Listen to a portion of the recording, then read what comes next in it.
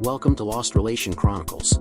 Before we start today's story, we would like to inform you that a friend of ours has started a YouTube channel where he has picked up the story, A Sniper's Fight for Survival, and has put up a different version of the story. Please head out to his channel. The link is in the description box.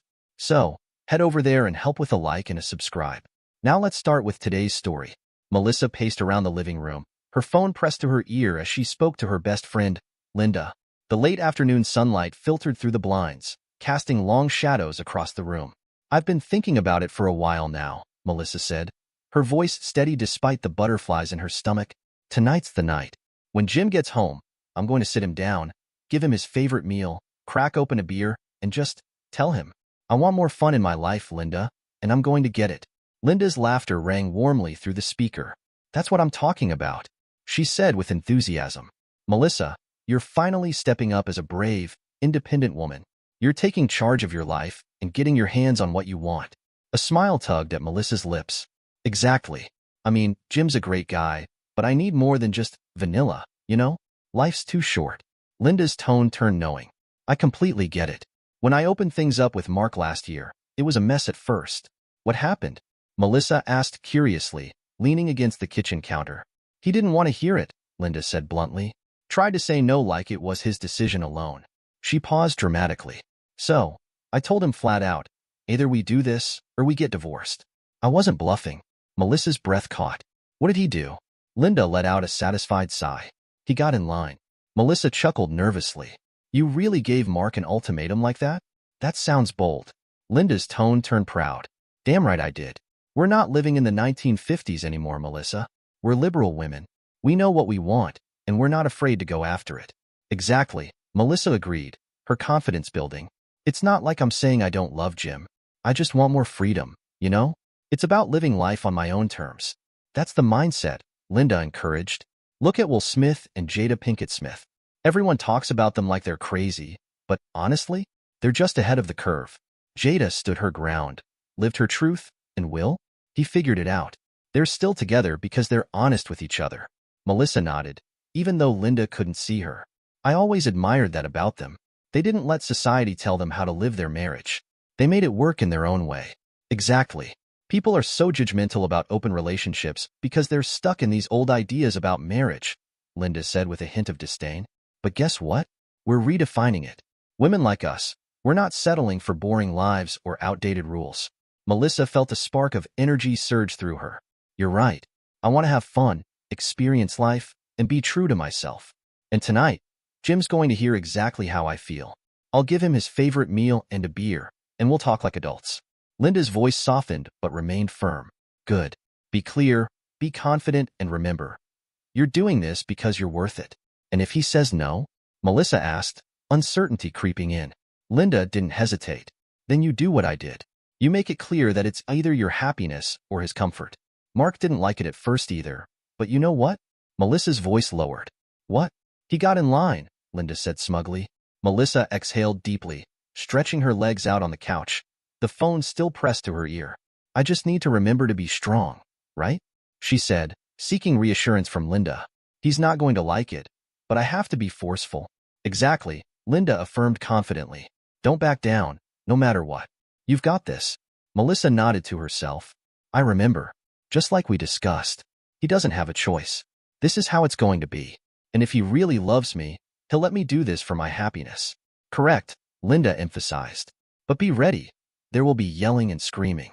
He'll try to fight it, sure, but it's just a tantrum. Stay calm but firm. Let him vent. Once he's done, he'll realize you're in charge." Melissa smiled faintly. "Right. Besides, as far as he'll know, this is only temporary. Once he comes to accept it, he'll probably even like it. Then everything can just continue." Her voice faltered slightly. "Are you sure about all this? Men can be pretty stubborn." Linda's voice took on a reassuring tone. "Look, Melissa, Jim loves you more than anything. He'll be pissed at first, sure, but after he calms down, he'll realize that he loves you so much he'll do anything to make you happy. Even this." Melissa hesitated. "Okay, you're the expert, I guess." Linda chuckled confidently. "Trust me. It took me screwing up 2 marriages to figure all this out, but I perfected the method on my third." Melissa's eyebrows lifted in surprise. "You perfected it?" "Absolutely," Linda said smugly. "Mark, My current husband? Completely under my control now. He even stands beside the bed while I'm enjoying one of my lovers. Melissa gasped softly. No way. Linda's tone was matter of fact. In a month or two, Jim will fall in line too. Then you'll have the best of both worlds, the security of your marriage and the enjoyment of several other men. Melissa leaned back further into the couch, processing Linda's bold confidence. You make it sound so easy, she said with a nervous laugh. It's all about mindset, Melissa, Linda assured her. Stay strong, be firm, and don't doubt yourself. Remember, you deserve to be happy on your terms. Melissa smiled faintly. Thanks for being in my corner, Linda. I really appreciate it. Of course, Linda replied warmly. You've got this. And if you ever need a pep talk, just call me. I will, Melissa promised. Talk soon? Absolutely, Linda said. Take care, Melissa. You too, Linda. Bye. They exchanged cheerful goodbyes before the call ended, leaving Melissa sitting in thoughtful silence, bracing herself for the conversation that lay ahead. Now let's see the story from Jim's side. When I walked through the door that Saturday night after an extended shift, the last thing I expected was the scene waiting for me. The smell of my favorite meal, roast beef with all the trimmings, wafted through the house. Melissa stood by the dining table, a warm smile on her face, holding a cold beer. Hey, you, she said sweetly, planting a kiss on my cheek. I blinked, surprised. Don't get me wrong, Melissa's a great cook. But this? Beer, dinner ready, and the extra affection? It wasn't just dinner, it was a setup. My gut told me something was coming. We sat down, and for a moment, everything felt normal. I took a sip of the beer, savoring the crisp taste, but I couldn't shake the feeling of a trap. She fiddled with her napkin before speaking. Darling, she said, her voice wavering just a little, we need to talk. I put down my fork, leaning back in my chair. Sure, go ahead. Her lips pressed together as if she were bracing herself. I understand that this may be difficult for you to accept right now, but it's something I really need to do. I narrowed my eyes, trying to read between the lines. Okay, so what do you need? If this is so important to you, of course I'll do anything I can for your happiness. She smiled, relieved, it seemed, and leaned forward slightly. Good. So, we've been discussing starting a family, she said carefully, and I'm just about ready for that. There was a pause, and my heart kicked up a notch. But? I prompted, sensing the catch. She exhaled deeply. But there are still a couple of things that I feel I need to do first. I frowned. Like what? It should only be a couple of months at most. She continued quickly, then we can start working on making a few kids. I leaned forward, intrigued but cautious. That's great, baby, I said, trying to keep my voice steady. So, what are these things you need to do? Melissa fidgeted with her fingers, avoiding my gaze. I need to sow my last few wild oats, she said carefully, as if testing how the words would land. I blinked, unsure I'd heard her right. Wild oats? She nodded quickly, offering a fragile smile. It's just temporary. Then I'll be able to completely settle down and be the best wife and mother to our kids that you could possibly dream of. A knot formed in my chest as I searched her face, trying to piece together where this conversation was headed. And? I prompted, sensing there was more. She inhaled sharply, like she was preparing to dive into icy water, and then spilled it all in one breath. I'm going to be dating a few other men for a while, she said. We'll still be making love on a regular basis, but I'll also be having sex with some other guys to get everything out of my system. Keep in mind, it's only sex with the other guys. You are the only one that gets my love. My jaw clenched involuntarily, but I forced myself to stay composed. Melissa's voice softened as she hurried to reassure me. After a couple of months, I'll come back to you and be your loyal wife again, she said with conviction. Then we can start working on having the family we planned on. I took a long, deliberate gulp from my beer, letting the bitter cold liquid wash down the burning knot in my chest. Setting the bottle down with a faint clink, I leaned back in my chair, locking eyes with Melissa. It sounds like you're not asking for my permission to do this, I said evenly, my voice calm despite the storm brewing inside me. So, I assume you've already made up your mind. She opened her mouth, probably to say something reassuring, but I lifted a hand to stop her. Now, I'm not going to remind you that you're married or that you took vows in a church forsaking all others, because clearly, that means nothing to you right now. So, I'm not going to waste my time trying to stop you. Her face flushed, a mix of nervousness and guilt flickering in her expression. She fidgeted with her fingers again, but I pressed on. Since you went to the trouble of cooking my favorite dinner and handing me a beer, I continued, It's pretty obvious that you've been planning this whole conversation for a while. And let's be real. You probably already have a list of men lined up for your fun, don't you? Melissa's lips parted in protest, but the faint flicker of guilt confirmed what I already knew. I leaned forward slightly, my tone dropping lower. So let me make this crystal clear. Officially, as your husband, I am declining your proposal to open our marriage. Her face shifted, surprise mixing with uncertainty. I am not going to be standing by, I said firmly, or giving you permission to sleep with other men. I took a steadying breath, my knuckles tightening around the neck of the beer bottle. The words tasted bitter even before I spoke them. Since you're not going to stop, I need to know how this works. Are you planning to move out? Or are you expecting me to leave? And what about the logistics here? Are you bringing them back to our home to have sex? Going to their place? A hotel? Melissa's lips curved into a small, almost hopeful smile. I figured we would both continue living here. After all, we'll still be married. And, like I said earlier, we'll continue to make love as well. The other guys will just be sex. With you, it will be making love. I raised an eyebrow but kept my mouth shut. I imagine I'd occasionally go to their place, she added casually, but I'll probably bring them back here sometimes too. On those nights, you'd need to sleep in the spare bedroom. I just don't see the point of paying for a hotel when we have this space. I leaned back in my chair, forcing myself to stay calm despite the rage simmering beneath my skin. Let me be very clear, I said, my voice hard and deliberate. As long as I'm in this house, you are not bringing any man into it. If you do, you and that man will both get seriously hurt. Do I make myself clear? Her smile faltered, uncertainty creeping across her face, but I didn't care. And another thing. Since my wife apparently wants to screw half the town, I added, voice laced with disgust, I won't bother thinking about having sex with you. Who knows what disease you might be carrying and from whom. So, forget that part about us making love. Melissa's voice softened, but it didn't make her words any easier to hear. Well, Jim, she said, almost regretfully, I can't say that I'm not disappointed in that. After all, I love you and always enjoy our lovemaking. But I understand your concern. I guess I'll just have to live with it. I leaned back in my chair, my arms crossed tightly over my chest. So, I asked flatly, when do you plan on starting your little flings? A flicker of excitement returned to her face, and she smiled, an expression that twisted my stomach. Well, Linda and I made plans to go out to a club and meet up with a couple of guys from work tomorrow night. I'm not sure what will happen, but I might bring one of them back here for the night. My jaw clenched, but I kept my voice even. She pressed on, unfazed by the tension. Since you aren't going to be having sex with me while I'm doing this anyway, maybe it would be best if you just moved into the spare room for the next couple of months. I stood up slowly. Don't worry about it, I said coldly. I'll make sure I moved out by the time you get home tomorrow night. Now let us check the story from Melissa's side. This was going better than I could have ever hoped. He didn't raise his voice once. Everything was said so calmly, almost like a normal conversation. I couldn't believe how mature he was handling it. My heart swelled with happiness. Sure, he had expressed a small complaint and was refusing to have sex with me, but he was completely accepting of everything. He wasn't angry at all. Linda must be right. Jim would come to accept the new dynamics, and within 2 months, he'd be under my control. I knew his refusal for sex was only temporary. After a week or two, he'd be back in my bed, and I'd dangle it like a carrot to make him do my bidding. Next afternoon, I called Linda. Hi, Linda. It's Melissa. Tell me, how did it go last night? Did he react with anger? I leaned back in my chair, letting out a sigh of relief. I couldn't believe how smoothly things had gone with Jim. He was far more composed than I had ever imagined he'd be.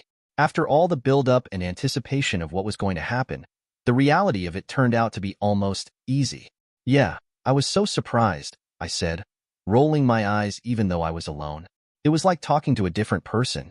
He was calm, logical, and even told me he wanted me to be happy, just not with someone else in our bed. Linda laughed lightly on the other end of the phone. Oh, Jim. Always the gentleman, even when he has every reason not to be. You're lucky, you know? Most guys would have blown up right in your face. I smiled. I know, right? I thought for sure he would throw a fit. But it wasn't like that. We talked about it, and I was honest with him. He didn't seem thrilled, but he wasn't angry. I think he's processing it all still, trying to figure out how he feels. Well, that's good. I mean, I was hoping he'd be a little more understanding than you thought, but it sounds like he's going to come around. Maybe not now, but eventually. I hope so. But I told him that I wasn't going to expect him to just fall in line right away. He needs time to figure it out, and I'll give him that. I want him to have the space to decide on his own terms, not feel pushed into anything. Exactly. You can't force someone into that mindset, especially if they haven't been exposed to it before. Let him take his time, and if he's still on board, then maybe things will shift. Yeah, he did say something interesting last night, I added. He said he'd be refusing to have sex with me while I'm with someone else. I don't know if he meant it as a challenge or if he's actually serious about it, but I'm not going to push him on it. If he wants to take a step back, I'm not going to argue. Linda's voice softened with understanding. That's definitely a tough one. But you know, it might just be his way of asserting some control in a situation where he feels a little helpless. The more time he has to think it over, the more likely he'll come to terms with it. Yeah, I get that. I know he's feeling vulnerable, and it's tough for him to process. He's used to things being a certain way with us, and now, all of a sudden, it's different. I can't expect him to just jump into it with both feet. Linda paused for a moment before speaking again. You know, it's funny. I bet after a week or two of him using his hand while knowing there's a beautiful woman available right beside him, he'll be right back. I couldn't help but chuckle at that, even though I knew she might be onto something. Yeah, maybe. He's always been a bit of a creature of habit. It's like once the reality sets in, he might just find it harder to resist than he thinks. We laughed. Let's meet at the club at 7, Linda said, and we hung up. I couldn't help but feel a little thrill as I hung up the phone with Linda. There was something about the way things were unfolding that gave me a sense of power and control, and it was intoxicating. Jim, refusing to touch me? Fine. I wasn't going to play by the rules he thought he could set. I stood up, glancing toward the door as I heard him moving around in the spare room. I could hear him shuffling boxes and clothes, packing up everything he was taking with him. It felt like we were on the verge of something new, even though it wasn't exactly what I'd expected. Jim, I called out, stepping into the hallway. I glanced over at Jim as he finished sealing up the last box. His back was turned, and I couldn't help but feel a little detached. It wasn't a bad feeling, but it was strange. The house, our shared space, was already starting to feel like something else, and I wasn't sure if that was a good thing or not.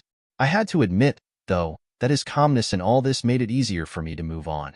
Maybe he was better at handling this kind of change than I had thought. I stood in front of the full-length mirror by the door, adjusting the straps of my dress, admiring the way it hugged my curves. I hadn't worn this dress in a year, but I always knew it made me feel incredible. There was something liberating about slipping it on tonight. As much as I was letting go of things with Jim, I was also stepping into something new for myself. Okay, Jim, I'm leaving, I said, my voice light, but with a hint of finality. I'll probably be back around 1 in the morning, so you don't need to wait up for me. Besides, I probably won't be alone.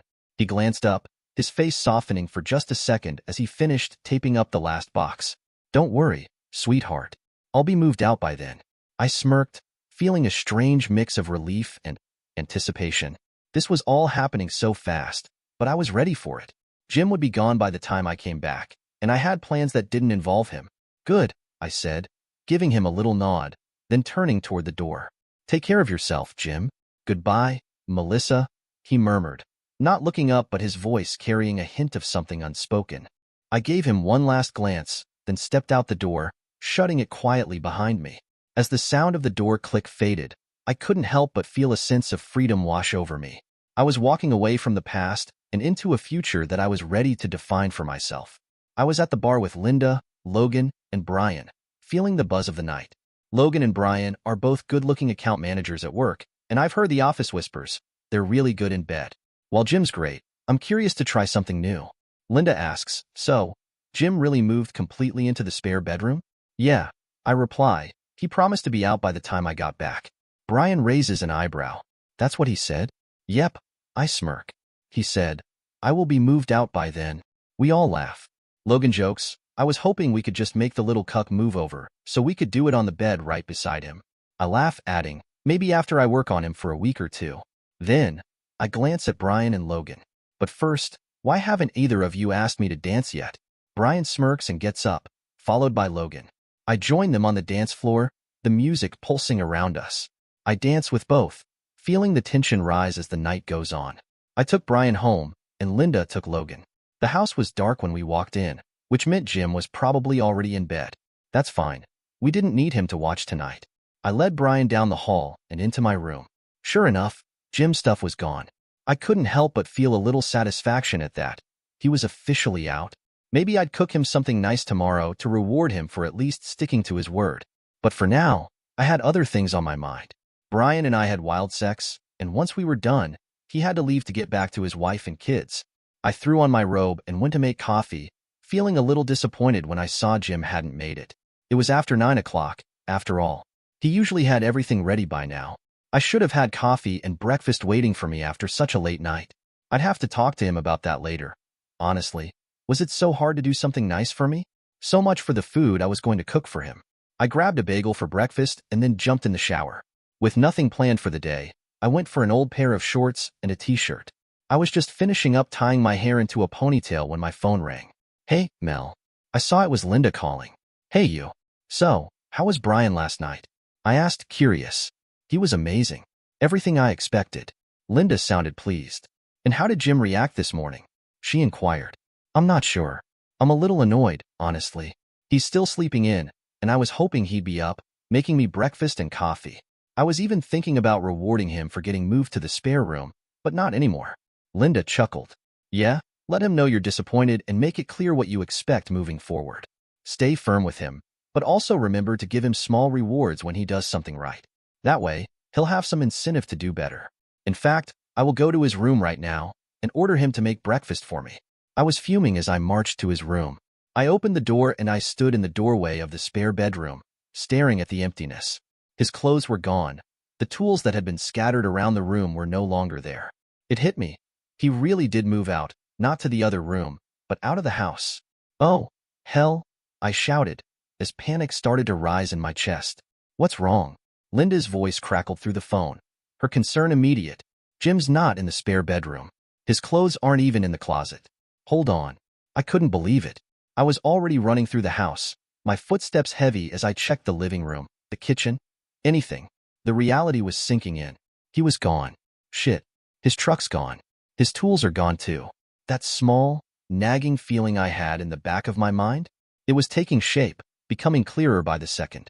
Oh no, I whispered to myself. This can't be happening. What? What is it? Mary's voice echoed in my head, frantic as I was. Jim moved out. He's gone. I understand now. He never said he'd move his stuff to the spare room. He said he was moving his stuff out of my room, but I thought he meant just the room, not the entire house. He said he'd be out before I got back, but I thought it was just about that damn room. Linda's voice was calm, but firm, like she had an answer that would make everything better. No, no, no. That's the wrong thing to do. You don't call him. You don't give him that power. That just shows him weakness. You let him come crawling back to you. Give it a couple of days, and he'll be begging to return. He's just throwing a little tantrum right now. Trust me, this is actually a good thing. You've got leverage now. I could feel my heart beating faster, the anger building as I paced around the house. Her words rang in my head, but I wasn't sure if I was ready for the advice she was offering. You're sure? Really?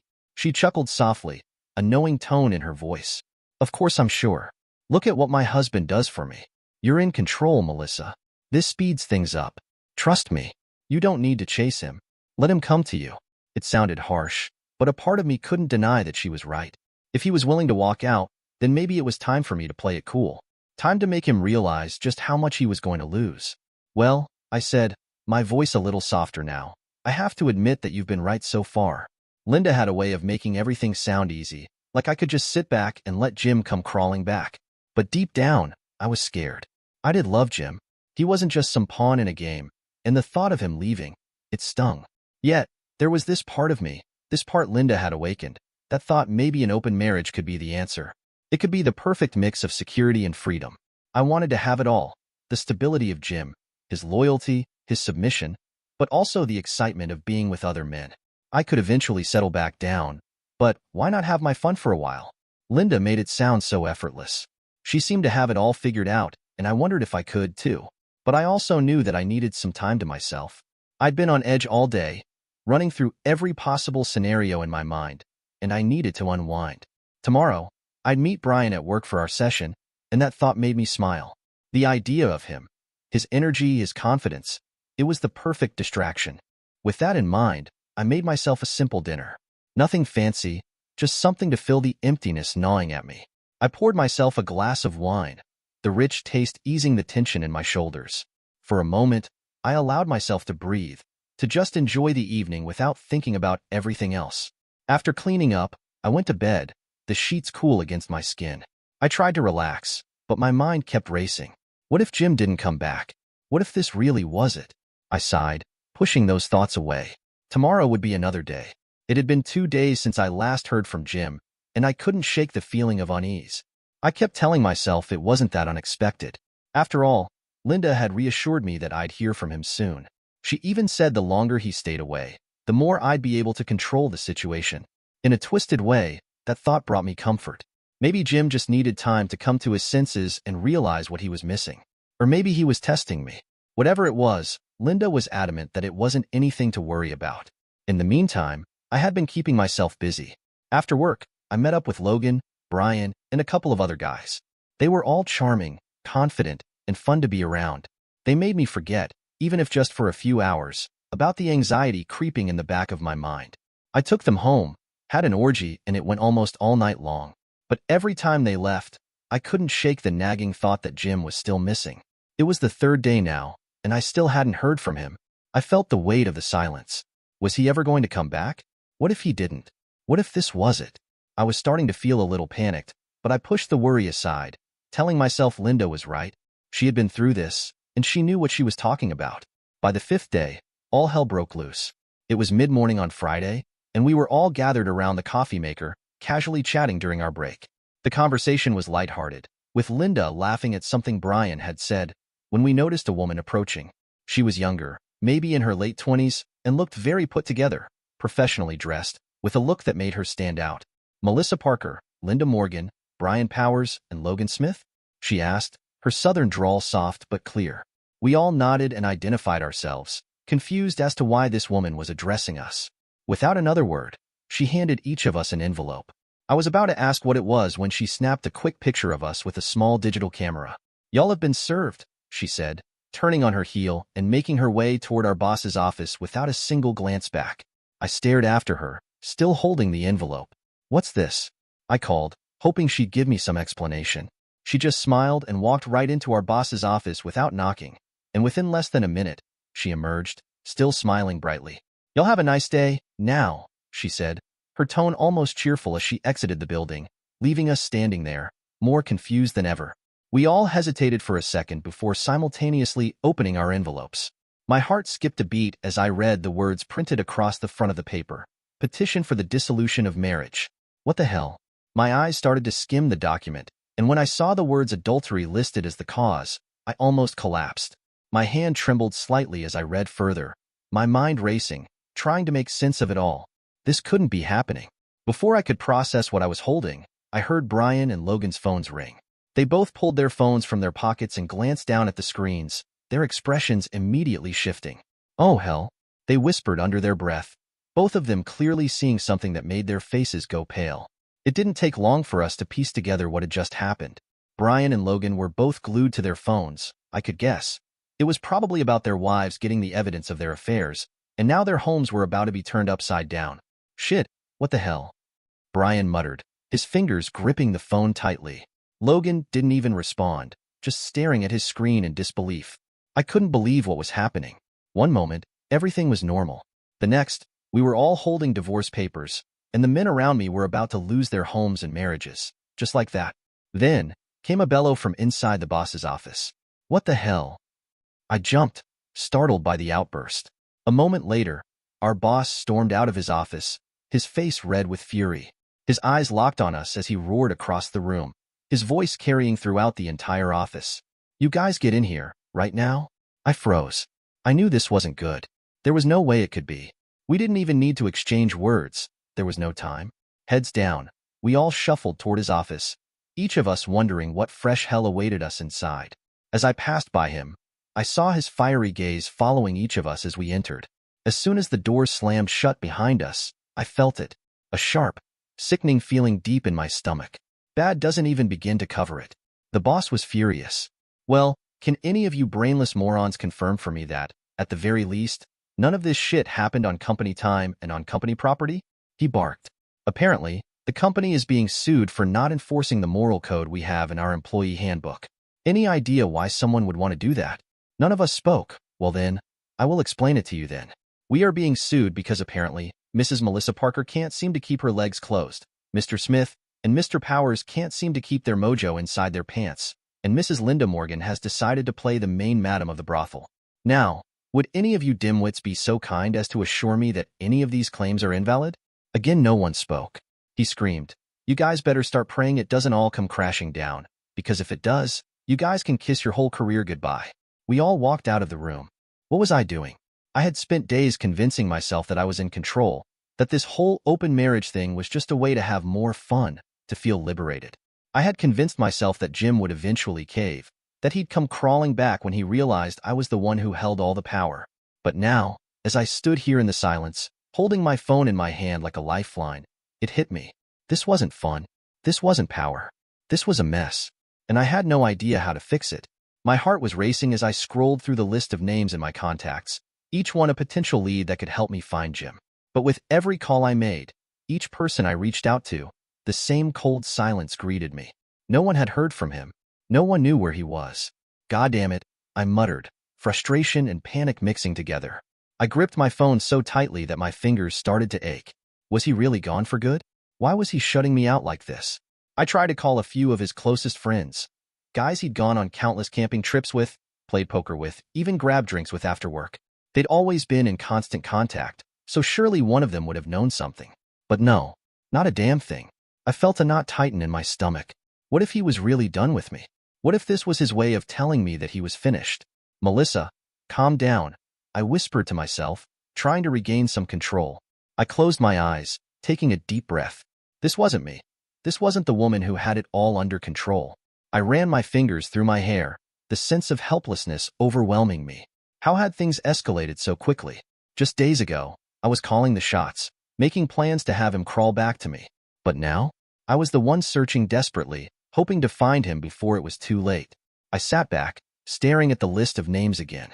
There had to be someone who knew where Jim had gone, someone who had heard from him. But still, no one knew where he was.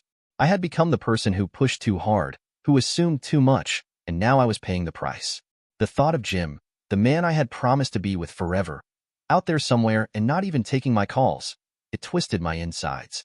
I couldn't shake the feeling that I might have ruined everything. I couldn't even bring myself to be angry anymore, only desperate. The tables had turned, all right, but not in the way I thought. It wasn't Jim who was going to beg and grovel. It was me. I was the one who had miscalculated everything, and now I was the one scrambling to fix it. Any guesses at who would be begging and groveling now? I stood there in the office lobby, feeling the weight of the situation settle on my shoulders. I had no plan, no direction. Monday morning, I went to Jim's office. Jim was nowhere to be found. The lady in the front desk said, "He is on leave for the next 2 weeks." I wanted to scream, to demand answers, but all I could do was stand there. She barely even glanced up when I asked about Jim. I went back to my office. The boss's glare as I walked past wasn't helping either. What did he want me to do? I was late, yes, but I couldn't even pretend like I cared about being on time at that moment. I couldn't reach Jim, not through any means, and his friends had all turned their backs on me. Even if I wanted to show up at his doorstep, I had no idea where he was anymore. The thought of standing on his doorstep, knocking and hoping for some kind of response, was both humiliating and hopeless. But I was willing to do it. Everything had been spiraling out of control, but then Linda's news came up. I couldn't believe it at first. Linda, always so confident, always in control, was now on the street. Mark had served her with divorce papers. But the worst part was how it all went down. Apparently, he found out about her affairs and completely lost it. He wasn't the weak, submissive husband she had always made him out to be. No, Mark wasn't going to take it. When he found out, he didn't hesitate. He kicked her out, literally kicked her out onto the street. I wasn't sure what to feel. Relief that it wasn't me, guilt for what Linda had done, or fear that my own fate was going to be just as harsh. But Linda deserved to be dumped on the street for lying to me. And then, it got worse. Much worse. The boss called me into his office, his expression grim. "Melissa, you and Linda are under investigation," he said, like it was some kind of routine. "The men have been fired, but you two, well, you're different." He didn't need to say it. I knew exactly what he meant. Being women, we weren't being treated the same. But in that moment, none of it mattered. All that mattered was how far I had fallen. I never imagined it would come to this. In court, they showed everything. All the videos, all the images, everything I had done. laid out for everyone to see. My heart sank as I watched, powerless to stop it. There was no defense, no justification that would make it right. I could barely even look at myself on that screen. I was broken, exposed, and all I could do was sit there as the evidence piled up against me. I had nothing left. There was no way to fight it. It was over. 3 months later, the divorce was final. I wasn't expecting much. After all, I had a good job, and there wasn't anything to split. There was no alimony, no spousal support, no joint accounts to divide. The house was leased, so I didn't even have to deal with that. But still, the emptiness of it all crushed me. I cried for days, the kind of tears that seemed endless, like they might just wash away everything I had ever known. Eventually, I had to return to my office. I couldn't avoid it forever. As soon as I walked through the door, I was called into the boss's office. I didn't know what to expect, but I sure wasn't ready for what happened next. When I walked in, he was sitting behind his desk, that damn smile on his face. The kind of smile that made my skin crawl. He handed me an envelope, and the way he looked at me, like he was waiting for something, made my stomach twist. It didn't take long to realize what was inside. My walking papers. He'd fired me. Maybe it was inevitable after everything that had gone down. The scandal, the public humiliation, the legal mess. But somehow, seeing him smiling as he handed me the envelope, like he enjoyed it, made it all feel worse. Like I had lost, and he was savoring it. I stared at him, unable to speak. He didn't say much either, just sat there with that damn smile, as if he was waiting for some kind of reaction. But I didn't give him the satisfaction. It wasn't until 2 days later that the truth finally hit me. It was Jim who made a deal with the company. Apparently, he'd worked out some agreement that I wouldn't be fired until his divorce was finalized. If I was let go before then, he would have been on the hook for paying me something. But now, he wasn't liable for anything. I sat there, stunned, processing the fact that Jim had been playing his own game all along. I was left with nothing. No job, no husband, no lover. Brian and Logan, the ones I'd thought I could lean on for support, were both drained by their own divorces, barely in any condition to offer help. Linda, too, was fired along with me. The chaos, the mess, it all came back to one thing. We were pawns, each of us, in a game where the rules were set by the people who had the power. And now, it felt like it was all over. Our husbands got what they wanted. Revenge. It wasn't justice or even closure. It was just cold, calculated revenge. And we were left to pick up the pieces of everything they tore apart. Dear listeners, please share your thoughts in the comments section below, and don't forget to like, share, and subscribe.